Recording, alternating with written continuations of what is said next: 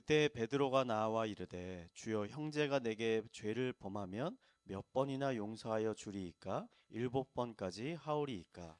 예수께서 이르시되 내게 일흔이 일곱 번뿐만 아니라 일곱 번을 일흔 번까지도 할지니라. 그러므로 천국은 그 종들과 결산하려 하던 어떤 임금과 같으니 데려오매 갚을 것이 없는지라 주인이 명하여 그 몸과 아내와 자식들과 모든 소유를 다 팔아 갚게 하라 하니 그 종이 엎드려 절하며 이르되 내게 갚으소서 다 갚으리이다 하거늘 그 종의 주인이 불쌍히 여겨 놓아 보내며 그 빚을 탕감하여 주었더니 그 종이 나가서 자기에게 100데나리온 빚진 동료 한 사람을 만나 붙들어 목을 잡고 이르되 빚을 갚으라 하매 그 동료가 엎드려 간구하여 이르되 나에게 참아 주소서 갚으리이다 돼. 허락하지 아니하고 이에 가서 그가 빚을 갚도록 옥에 가두거늘 그 동료들이 그것을 보고 몹시 딱하게 여겨 주인에게 가서 그 일을 다 알리니 이에 주인이 그를 불러다가 말하되 악한 종아 내가 빌기에 내가 내 빚을 전부 탕감하여 주었거늘 내가 너를 불쌍히 여김 같이 너도 내 동료를 불쌍히 여김이 마땅하지 아니하냐 하고 주인이 노하여 그 빚을 다 갚도록 그를 옥졸들에게 넘기니라. 함께 읽겠습니다. 너희가 너희가 각각 마음으로부터 형제를 용서하지 아니하면 나의 하늘 아버지께서도 너희에게 이와 같이 하시리라. 아멘.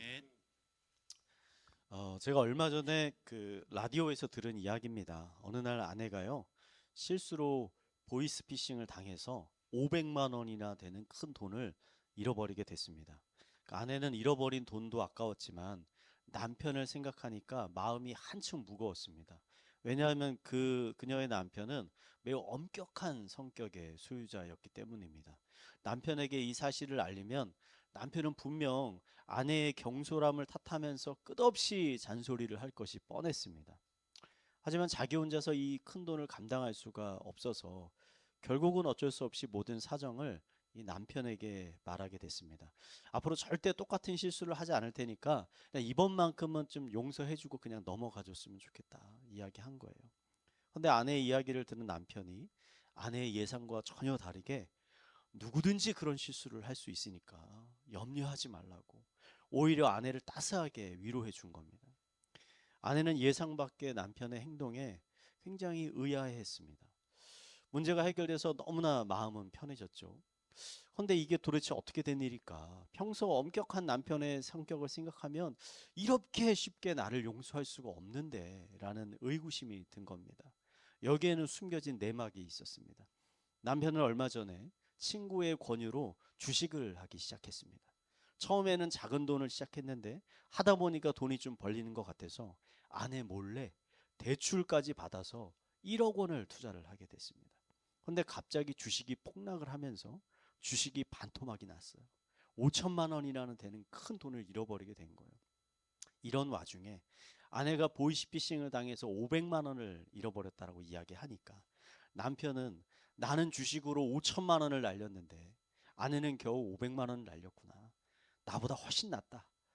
하는 생각에 아내를 질책하기는커녕 오히려 이제 아내를 위로하게 됐다는 거죠. 저는 이제 이 사연을 들으면서 이 용서에 대한 참 중요한 원리를 하나 발견하게 됩니다. 그것은요, 사람은 자신에게 잘못이 있다는 사실을 깨달을 때 비로소 다른 사람의 잘못을 용서할 수 있게 된다는 겁니다. 오늘 우리가 살펴볼 말씀은 이런 용서의 원리를 잘 보여주고 있습니다. 혹시 이 자리에 계신 성도님 중에 누군가를 용서하지 못하고 있는 마음을 가지고 계신 분이 지금 있다면 오늘 말씀을 통해 그 사람을 용서하게 되는 놀라운 은혜가 있기를 간절히 축원드립니다. 우리 옆에 사람에게 이렇게 권면합시다. 그 사람을 용서합시다. 네. 어느 날 베드로가 예수님께 물었습니다. 예수님, 형제가 제게 잘못을 하면 제가 몇 번이나 그것을 참고 용서해 주어야 하겠습니까? 제가 7번 정도 참으면 되겠습니까? 라고 물었습니다. 베드로가 왜 이런 질문을 예수님께 던졌는지 성경에 정확히 기록되어 있지는 않지만 아마도 함께 생활하는 제자 중에 베드로에게 여러 번 반복적으로 잘못을 하는 제자가 있지 않았을까? 그래서 베드로는 자신이 언제까지 이것을 참아야 하는지를 스승에게 물었던 것이 아닐까라는 생각이 듭니다. 유대인들의 지혜를 모아놓은 탈무드라는 책 여러분 잘 아시죠? 이 탈무드에 이런 얘기가 있습니다. 어느 날 제자가 스승에게 물었습니다. 스승님, 사람이 잘못을 하면 몇 번까지 용서를 받을 수 있습니까? 스승이 대답했습니다. 첫 번째, 두 번째, 세 번째까지는 용서받을 수 있지만 네 번째는 결코 용서받을 수 없다. 이게 탈무드에 있는 이야기거든요. 이 이야기는요, 당시의 유대인들이 용서에 관해서 어떻게 생각하고 있었는지를 잘 보여준다는 거죠. 상대방이 잘못을 세 번까지는 용서해줘도 네 번부터는 안 된다는 거예요. 그런데 베드로는 예수님께 지금 세 번이 아니라 그 두 배가 넘는 제가 일곱 번까지 용서하면 되겠습니까? 라고 묻는 거예요. 여러분, 성경에 기록된 베드로의 성격은 어떻습니까? 급하고 불같은 사람이에요. 베드로가 쉽게 흥분하고 화를 내는 사람이에요. 그런 사람이 다른 사람의 잘못을 세 번도 아닌 일곱 번이라도 용서하겠다라고 하니 당시 베드로가 얼마나 참고 인내하며 이 질문을 했는지를 우리는 알 수가 있습니다. 그러니까 예수님도 이런 베드로의 성품을 잘 알고 계셨죠. 아마 이야기의 자연스러운 흐름은 예수님이 베드로야, 네가 그동안 많이 성장했구나 라면서 베드로를 칭찬해 주셨어야 될 것 같아요. 근데 오늘 이야기는 누구도 예상하지 못한 방향으로 지금 흘러갑니다. 베드로의 질문에 예수님이 어떻게 대답하시냐면 일곱 번이 아니라 일곱 번을 70번이라도 용서해야 된다는 거예요. 자, 일곱 번이 7이니까 7에다가 70을 곱하면 몇 번입니까?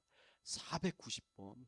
490번까지도 용서하라는 거예요. 이 말은 정말 490번 하라는 게 아니라 계속 용서하라는 말씀이잖아요. 아마 베드로와 제자들은요, 이 이야기를 듣고 큰 충격 받았을 겁니다. 아니, 일곱 번도 엄청 참아주는 것이라고 생각했는데 490번을 참으라고요? 아마 몇몇 제자들은 예수님이 정말 말도 안 되는 이야기를 한다고 생각하면서 투덜거렸을 것입니다. 아마 여러분의 생각도 이 제자들의 생각과 크게 다르지 않을 겁니다. 여러분의 배우자나 아니면 여러분의 가족, 여러분의 친구가 여러분에게 잘못을 하는데 세 번, 네 번, 일곱 번이 아니라 끊임없이 그 사람의 잘못을 용서해 주라고 한다면 여러분은 어떻겠습니까? 아, 절대 내가 지킬 수 없는, 순종할 수 없는 명령을 하시는구나 라고 생각하면 머리를 절레절레 흔들지 않겠습니까? 저도 크게 다르지 않아요. 저는 아이들을 키우면서 아이들 키워보신 분들 다 동감하실 거예요. 아, 내가 참 인내심이 부족한 사람이구나 라는 것을 깨닫게 됩니다. 아이들이 잘못을 하면 한 번, 두 번, 세 번까지 참습니다. 근데 네 번, 다섯 번 하면 더 이상 못 참는 거죠. 그때는 이제 막 큰 소리를 치면서 야단을 치는 거예요. 그런데 세 번, 네 번, 일곱 번도 아니고 490번을 참으라고. 저도 이런 말씀 결코 지킬 수 없을 것 같습니다. 제자들의 표정에서 그 마음을 읽으셨는지 예수님은 왜 자기가 그런 말씀을 하셨는지 한 가지 이야기를 통해서 제자들에게 가르쳐 주시는 거예요. 한 나라의 왕과 신하가 있었습니다. 왕이 신하에게 10,000달란트를 빌려줬습니다. 기한이 다 돼서 그 돈을 돌려받으려고 하는데 제가 이 부분을 읽다가 10,000달란트가 도대체 얼마나 큰 돈인가 찾아봤어요. 1달란트가 6,000데나리온인데 1데나리온은 노동자의 하루 일당입니다. 그러니까 한 10만 원 정도라고 생각한다면 1달란트가 얼마냐? 6억 정도 되는 겁니다. 6억. 그럼 10,000달란트 얼마입니까? 여러분 암산하기 힘드시죠? 10,000달란트 6조 정도 되는 돈입니다. 6조. 어떻게 신하가 왕에게 이렇게 큰 돈을 빌렸는지 알 수 없으나 기간이 다 되었을 때 그 신하는 왕에게 갚을 돈이 없었습니다. 그러자 왕은 군인들에게 그 신하에게 속한 모든 것을 다 팔아 빚을 갚으라고 명령했습니다. 그러자 신하가 땅에 바싹 엎드려서 자신의 잘못됐다라고 용서해달라고 조금만 더 시간을 주면 반드시 갚겠다고 왕에게 간청했습니다. 여러분이 왕이라면 이때 어떻게 하시겠습니까? 그 신하에게 다시 한번 기회를 주시겠습니까? 아니면 그 신하를 그냥 감옥에 가둬버리겠습니까? 마음이 너그럽고 자비로운 분들은 아마 신하에게 조금 더 시간의 말미를 줄 수도 있겠죠. 반대로 일 처리가 정확하고 명확한 분들은 어차피 그 신하에게 시간을 줘봐야 그 신하는 돈을 못 갚아 라고 생각하고 그 신하를 그냥 가두어 버렸을 수도 있어요. 우리는 왕이 이 둘 중에 하나를 선택하리라고 예상해 볼 수 있습니다. 근데 놀랍게 왕은 제자들이 전혀 생각하지 못한 행동을 하는 거예요. 18장 27절 말씀 한번 읽어보겠습니다. 읽겠습니다. 시작. 그 종의 주인이 불쌍히 여겨 놓아 보내며 그 빛을 탕감하여 주었더니. 자, 왕은요, 단순히 신하가 돈을 갚을 때까지 기다려준 게 아니라 아예 그 신하가 진 모든 빚을 지금 탕감해 줬다는 거예요. 탕감해 줬다. 60만 원도 아니고 600만 원도 아니고 6억도 아니고 6조나 되는 어마어마하게 큰 돈을 아무런 조건 없이 그냥 탕감해 줬다. 용서해 줬다. 예수님은 왕이 이런 믿을 수 없는 행동을 한 이유를 아주 간단한 한 단어로 설명하십니다. 왕이 그 종을 불쌍히 여겼다. 불쌍히 여겼다. 저는 우리가 이 부분을 좀 더 깊이 묵상해 볼 필요가 있다고 생각합니다. 왕은 왜 종을 불쌍히 여겼던 것일까? 그것은요, 종이 평생 아무리 열심히 노력하고 노력해도 그 돈을 갚을 수 없었기 때문입니다. 갚을 능력이 없기 때문에 늘 빚에 대한 압박감, 무거움에 시달리게 되고 언제 왕에게 다시 붙잡혀 가진 것을 모두 다 빼앗기고 감옥에 갇힐지도 모른다는 두려움 가운데 하루하루 살아갈 수밖에 없기 때문에 그러한 신하가 불쌍히 여겨졌다는 거예요. 왕은 그래서 그를 용서해 주었습니다. 저는요, 여기서 이 용서라는 단어보다 이 용서를 은혜라는 단어로 바꿔 말하고 싶습니다. 왜냐하면 일반적으로 용서는 언제 사용합니까? 잘못을 한 사람이 무언가 자신의 잘못을 깨닫고 그것에 대한 충분한 처벌이나 보상을 행할 때 대부분 이루어지는 것이기 때문이에요.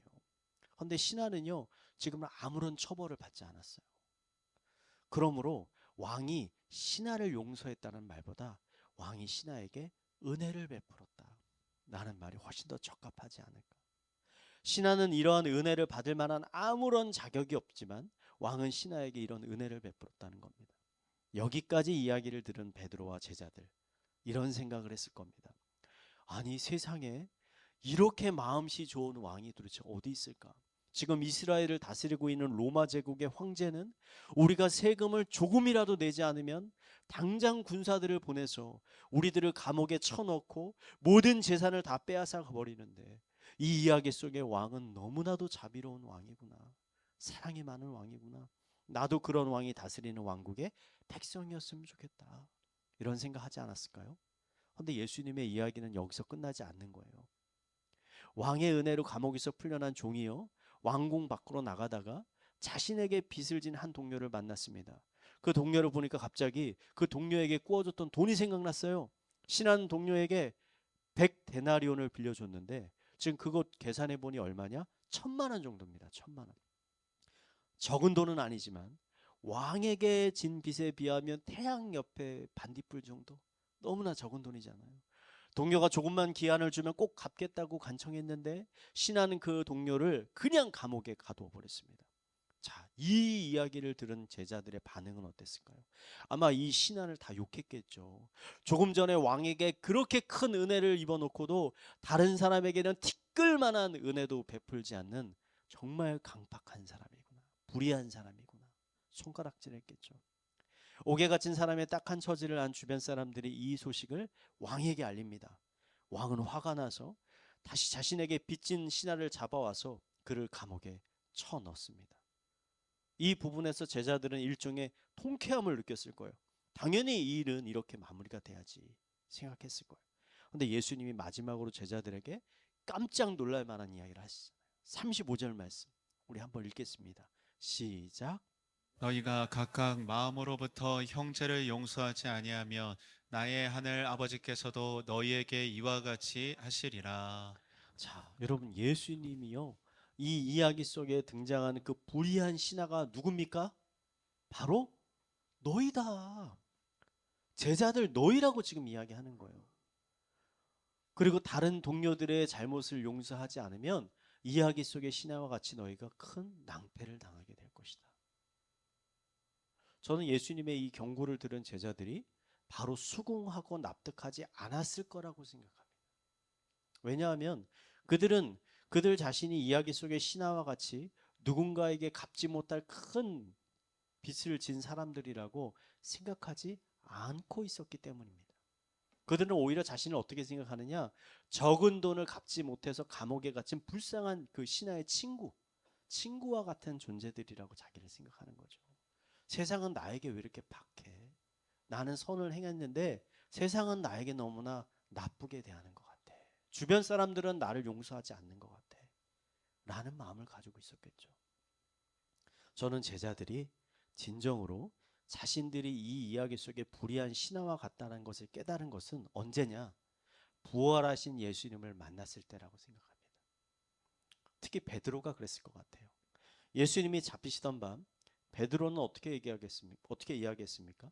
자신 있게 다른 제자들은 다 예수님 버려도 나는 예수님 절대 버리지 않습니다. 부인하지 않습니다. 큰 소리 쳤죠. 근데 그날 밤 예수님이 잡히시자 어떻게 합니까? 베드로 도망갔습니다. 그날 밤 사람들 앞에서 예수님을 모른다고 3번이나 부인했습니다. 심지어 사람들 앞에서 예수님의 이름을 모욕하기까지 했습니다. 그럼에도 불구하고 부활하신 예수님은요, 어떻게 하십니까? 이런 베드로를 질책하시거나 징계하지 않으셨습니다.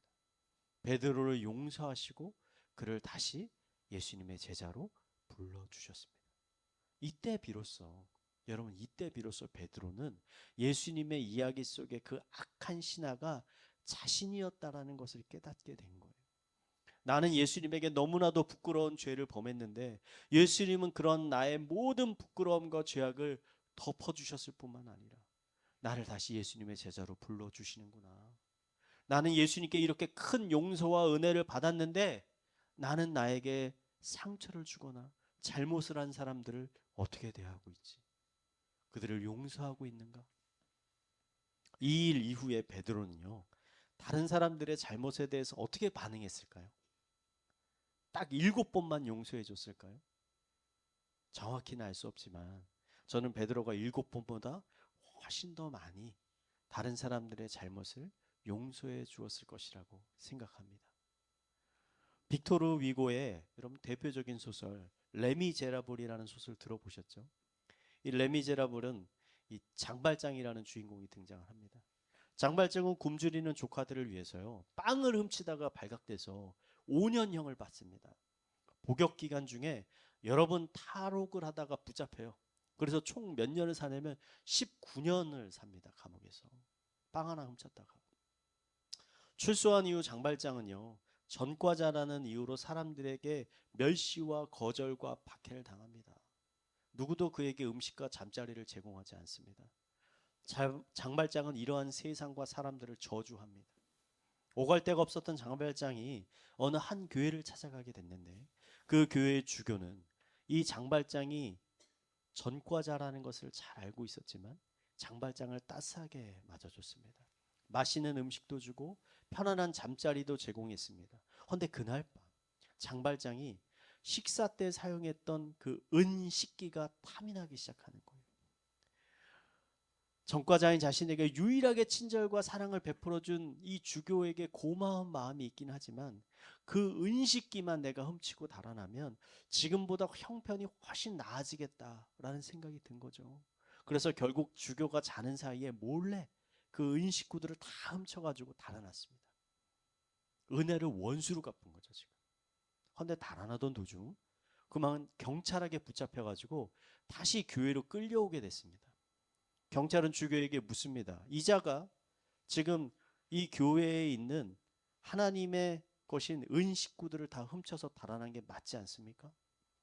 그러자 주교는 이렇게 얘기합니다. 이 은식기들은요, 내가 이 장발장에게 선물로 준 것입니다.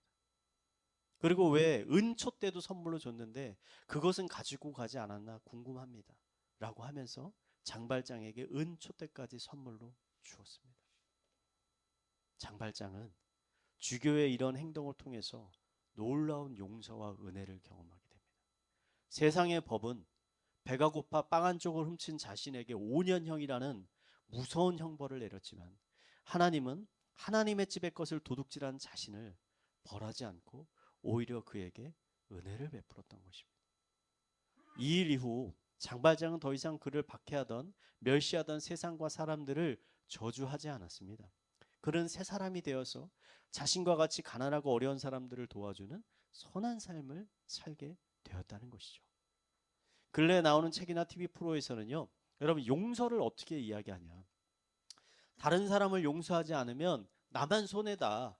왜냐하면 마음속에 미워하는 마음을 가지고 있으면 내 마음만 아프고 마음이 병들고 결국 몸도 병들게 되니까 차라리 빨리 잊어버리는 게 지혜로운 거다. 현대의 심리학은 용서에 대해서 이런 식의 권면을 하는 거예요. 근데 여러분, 기독교의 용서는 이런 심리학과는 전혀 다른 것입니다.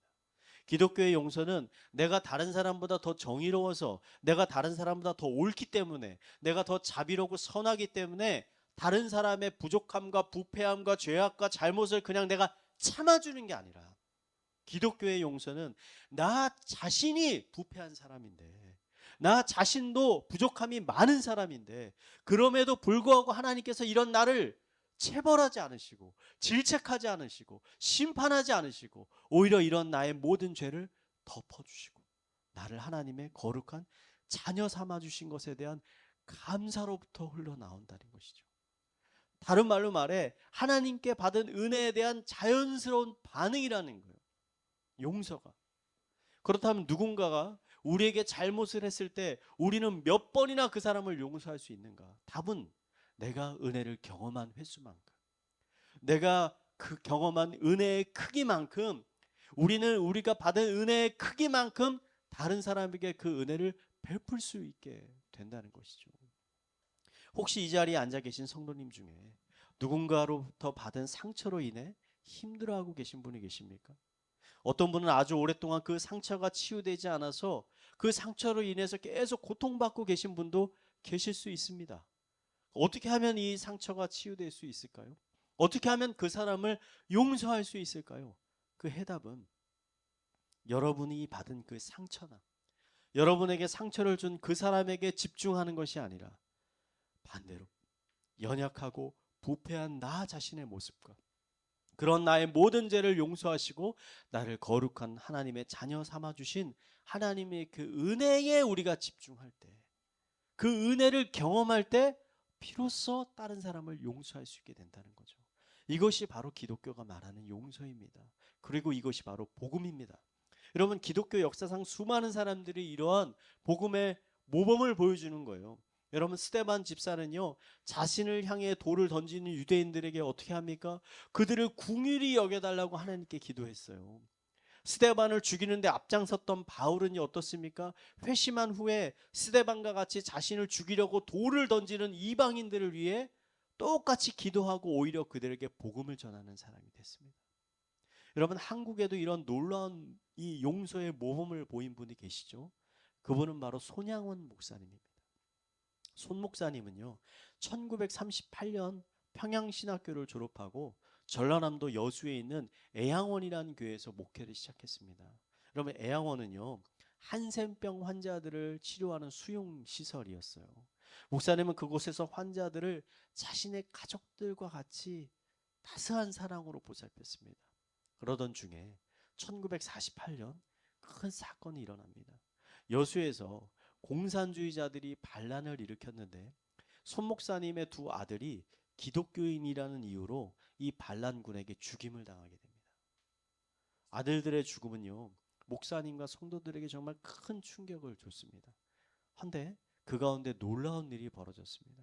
반란이 진압이 되고 반란에 가담한 사람들이 이 처형을 기다리고 있는데 손 목사님이 자신의 아들을 죽인 안재선이라는 사람을 용서하겠다라고 선포한 거예요.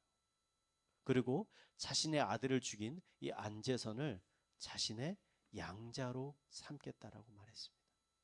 이로 인해서 처형을 기다리고 있던 안재선이요, 목숨을 건질 수 있게 된 거예요. 원래 죽었어야 되는데 자신의 아들을 죽인 살인자를 용서한다라는 것, 여러분 얼마나 어려운 일이겠습니까? 근데 거기서 멈추는 게 아니라 그런 사람을 자신의 아들로 삼는다. 여러분, 상상도 하기 힘든 일 아니겠습니까? 손양원 목사님 어떻게 이런 행동을 할 수 있었을까요? 복음의 은혜가 그의 마음에 놀라운 용서의 마음을 주었기 때문입니다. 손 목사님은 두 아들의 장례 예배에서 하나님께 이러한 기도를 드렸다고 합니다.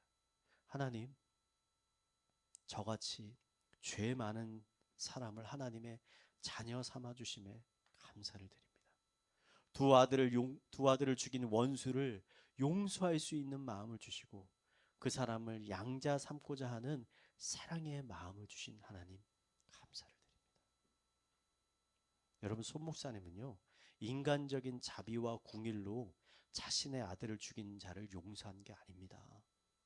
복음이 그의 마음에 놀라운 용서의 마음을 줬다는 거예요. 복음은 용서할 수 없는 사람을 용서할 뿐만 아니라 더 나아가 그 사람을 긍휼히 여기고 그 사람을 사랑하게 만드는 능력을 준다는 것입니다. 누군가를 미워하는 분이 계십니까? 누군가를 용서하지 못하고 계신 분이 있습니까? 그렇다면 우선 하나님께 나의 죄악과 나의 부패함, 나의 연약함을 깨닫게 해달라고 기도하시기 바랍니다. 그리고 여러분을 향한 하나님의 사랑과 은혜, 그리고 용서를 여러분 묵상해 보시기 바랍니다. 하나님께서 분명 여러분의 마음 가운데 놀라운 변화를 일으키실 것입니다. 이 시간 함께 예배하고 계시는 모든 성도님들의 마음에 이러한 복음의 은혜가 충만해져서 여러분에게 상처를 준 사람을 용서할 뿐만 아니라 오히려 그 사람을 긍휼히 여기는 놀라운 심령의 변화가 풍성하게 일어나게 되기를 마지막으로 축원드리겠습니다.